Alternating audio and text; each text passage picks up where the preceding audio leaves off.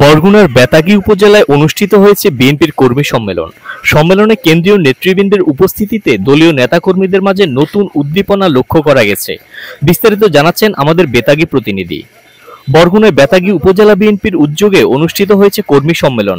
রবিবার 6 এপ্রিল 2024 বেতাগী উপজেলা বিএনপির আহ্বায়ক মোহাম্মদ হুমায়ুন কবির মল্লিকের সভাপতিত্বে এই কর্মী সম্মেলন অনুষ্ঠিত হয়।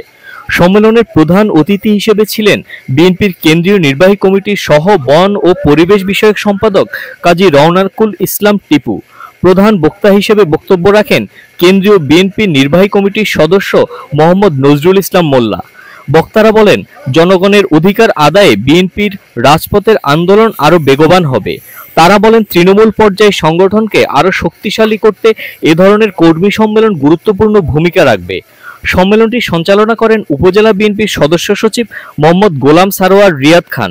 এছাড়াও আরও উপস্থিত ছিলেন উপজেলা ও ইউনিয়ন পর্যায়ের বিএনপি অঙ্গ ও সহযোগী সংগঠনের নেতৃবৃন্দ।